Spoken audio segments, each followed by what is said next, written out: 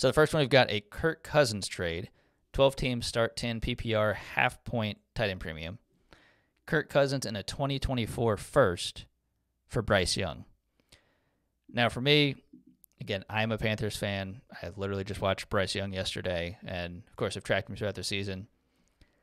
If I'm seeing this, and again, it's really regardless of where the 2024 first is, because I don't have any indication of where it is, I'd rather take the Cousins in the first side.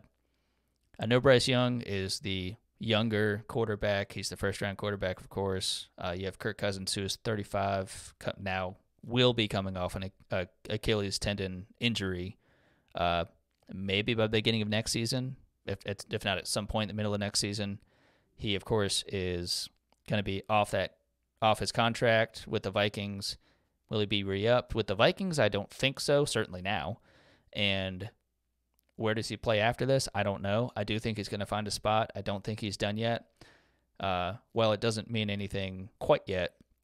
I think if you look at the 39-year-old Aaron Rodgers, who is already out there on the field throwing a little bit, again, not moving around or anything like that, but, out there standing there throwing, I have to believe, Kirk Cousins, again, he's nothing if not consistent. And I really want to see him back out there, get another 2-3 years out of it. And so with that, and with kind of recycling that first, because I'm not a huge believer in Bryce Young. I'm hoping he turns it around for the sake of maybe leading the Panthers a bit better. But I'm thinking in terms of from a fantasy perspective, I'd rather have Cousins in that first, and I think that might be a little more flexible than having Bryce Young. Jumping over to the second deal, we've got a 12-team start 10 PPR half point tight end premium. Kirk Cousins and either just a 2024 second or a 2025 second. There's a mishmash of a lot of deals that were Cousins for just a single pick.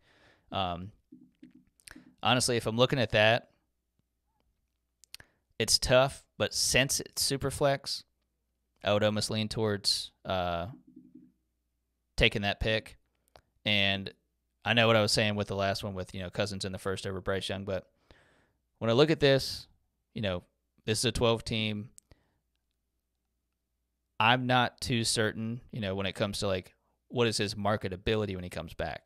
So with the last one, I'm getting that first, and it's Bryce Young, and then Cousins is almost the sweetener to say if he comes back and does anything, certainly at a startable level, then that's gravy. With this one, it's all the risk of when he comes back, what team is he on? How is he producing? What is that looking like?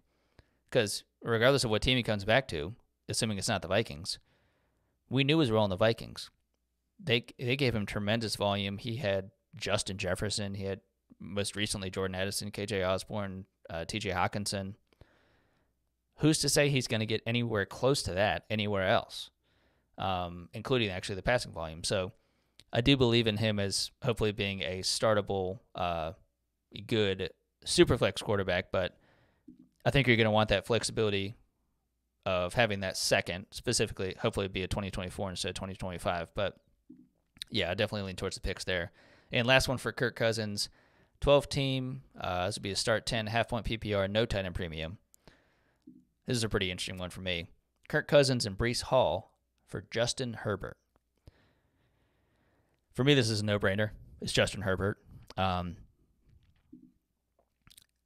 It's super flex, so I get you're trading a quarterback and you have another quarterback on the other side. Breece Hall has been getting definitely better, far and away, outpacing having Dalvin Cook on the squad.